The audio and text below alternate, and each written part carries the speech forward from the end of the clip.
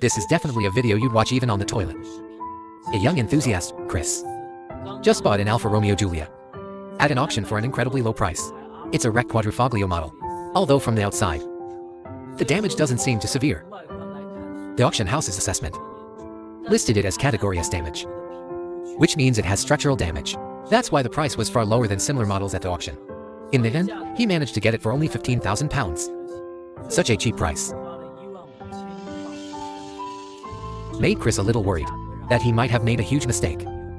But now, he and his friend have already arrived to pick up the car. There was no turning back now. First, he pulled out the oil dipstick. The oil level was normal and very clean. Time was limited. He first wanted to see if the most important part, the engine, could still run. So he got right into the driver's seat. However, after pressing the start button, there was no response at all. His helpful friend quickly reconnected the jumper pack, intending to try again. But again, nothing happened. This made Chris's heart sink even further. Luckily, his friend was very capable. After some fiddling around, the engine finally started successfully. The engine being okay was the best possible news. And after starting it was able to drive onto the trailer under its own power, avoiding the need for a forklift, which could cause unnecessary damage to the chassis. It seemed like his gamble had paid off this time. Now, the car was looking better and better to him, although he still couldn't figure out why the price was so low. But who cares? He decided to get the car back to the workshop first. Soon, they were back at his workshop. The car's damage was mainly concentrated on the front right side. There was also a dent on the rear door. The engine in the bay was not affected. Inside is a Ferrari-derived twin-turbo V6 engine, which can be found in many Ferrari models. It's capable of producing over 500 horsepower. The most prominent feature on the body is its 4-leaf clover badge. The interior of the car also uses a large amount of carbon fiber components. The tire was flat and the wheel was damaged. This car had been sitting at the auction yard for a long time. The white body was covered in a noticeable layer of dust and dirt. So, before starting the repairs, Chris decided to give it a thorough cleaning, inside and out. He hired a local mobile car wash service to do the job. All he had to do was pay them. Soon, the car was sparkling clean. Now it was his turn to get to work. From here you can see, the crash bar took a very heavy impact. It was completely bent and deformed, along with the right headlight and bumper, as well as some damaged panels and the arch liner. All of these now needed to be removed. During this process, he was also trying to find any hidden damage. Soon he discovered some unexpected damage. An inner wing bracket was bent and twisted. The cooler in the front was even worse. However, upon inspection, things like the chassis led, subframe, and rails were still straight, and he didn't find any structural damage.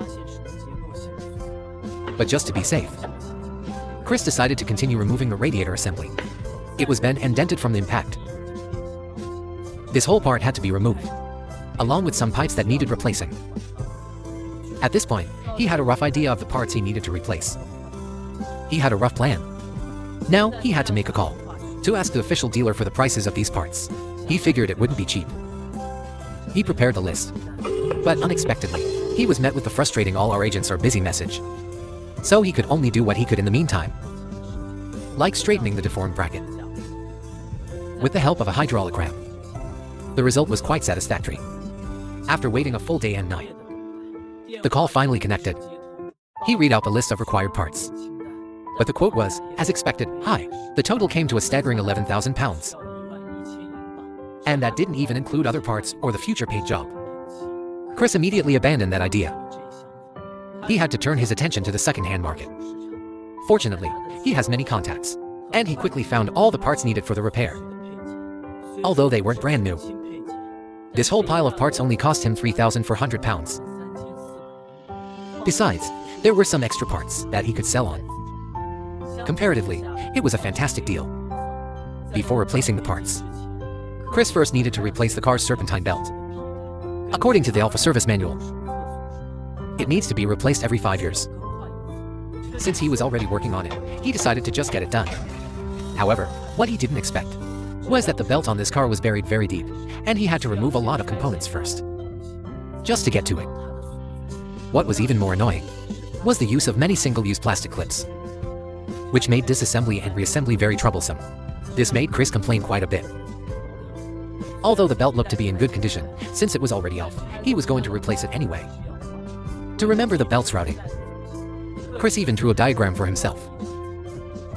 He completely forgot that he could just take a photo with his phone.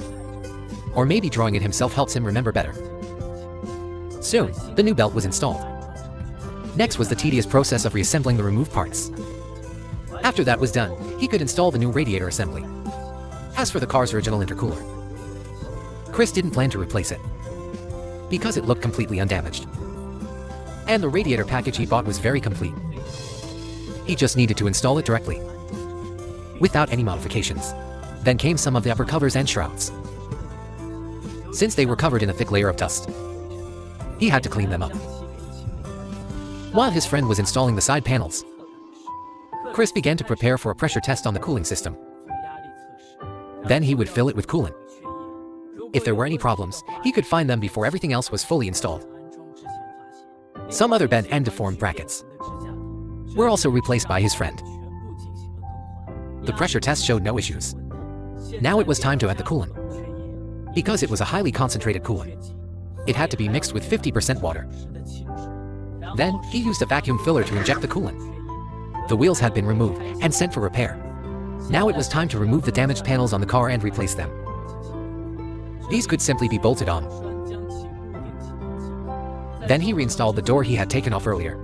Since the panel he bought was blue, it would need to be repainted later. Next was the replacement crash bar, and other parts that needed to be replaced. However, he ran into a problem. The radar sensor at the front couldn't be installed, because the bracket to hold it was missing. Chris couldn't find a second-hand one, and the official dealer price for this part was not cheap. He had to ask his online followers for help. Another issue was the headlight, because parts for this car are very scarce. The part number on the headlight he found didn't match the original one. However, they looked completely identical. So Chris decided to install it and see what happened. He quickly got into the driver's seat to check if the light worked properly. And the result did not disappoint. The headlight worked perfectly with no issues at all. This saved him a lot of trouble and money. Next was the front bumper.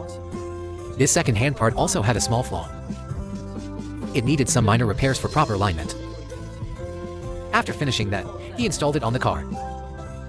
Chris thought the blue and white combination actually looked quite good. Finally, the splitter at the bottom. It just needed to be secured in place. Now all he had to do was wait for the wheels to come back and be installed. However, the damage on the rear door hadn't been dealt with yet. For this, Chris planned to first take the car to a friend's body shop. If it could be repaired directly, it would save a considerable amount of money. Additionally, he could also get the car painted there. But before that, he had to wait for the wheels to return. These wheels weren't new, they were refurbished. The rims were repainted in a dark gold color. After mounting the tires on the car, it could be loaded onto a trailer and sent to the body shop. The first thing to do upon arrival was to start repairing the damage on the rear door. Fortunately, after inspection, the damage was not severe. It could be repaired directly. The dented area was quickly pulled out. After some sanding, it was ready for painting. During this time, with the help of his online followers, Chris successfully solved the installation problem with the front radar. Next, the car could be sent to the paint booth for respray. Since the paint on the other parts of the car was still in perfect condition, only the new panels and damaged areas were touched up. But now, it looks as good as new. Before hitting the road, Chris also wanted to adjust its ride height. In his words, its current stance didn't feel like a sports car.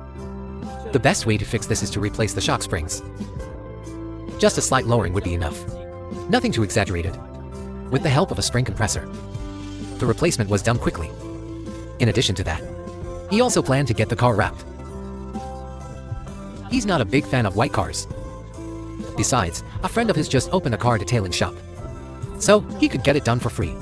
He didn't film the wrapping process. The next time we see the car, it has been transformed into a deep green. This is more in line with Chris's taste, and looks much classier. It's a new type of automotive film. It's glossier, corrosion resistant, and scratch resistant. His friend's attention to detail was impeccable. The entire car looks perfect, paired with the carbon fiber roof and rear wing. The car's appearance is absolutely stunning. Previously, only the wheels were refurbished. So now, he needed to put on new all-season tires. And to make the car more stable, Chris took it to a race shop. There, he would get a more advanced four-wheel alignment. At the same time, he also planned to do some optimization work on the car. First, he drained all the fluids from the car, replaced the oil filter, and added fresh oil. Then came the air filter. Here, he mainly replaced the original filter element. Next were the brakes. You can see the original brake discs were already quite worn down. The brake pads were in a similar condition. So, everything here needed to be replaced. He installed upgraded brake pads, which provide better bite and performance on the track. Finally, the exhaust pipe. He installed a resonator delete on the car, which enhances the car's sound. Listen to it after starting it up again.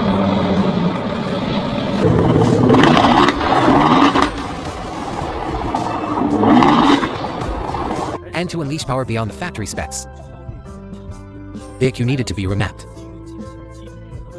He connected a computer and flashed a new file. Now, the car is ready. Since he was already at a racetrack, there was no reason not to take it for a spin. So let's take a look together at how this fully prepared Alfa Romeo Giulia Quadrifoglio performs on the track.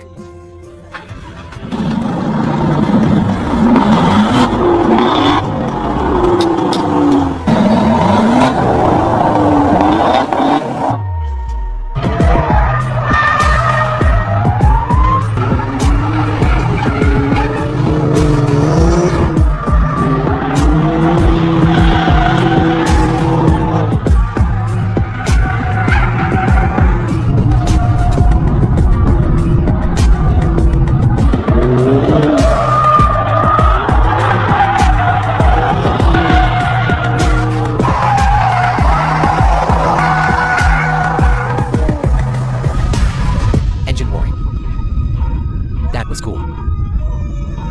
And at the end of the video, Chris actually gave this car away as a prize for his fans in a raffle.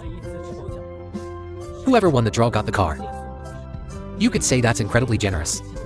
And that brings us to the end of the video. If you like this type of content, be sure to like and follow. See you in the next one.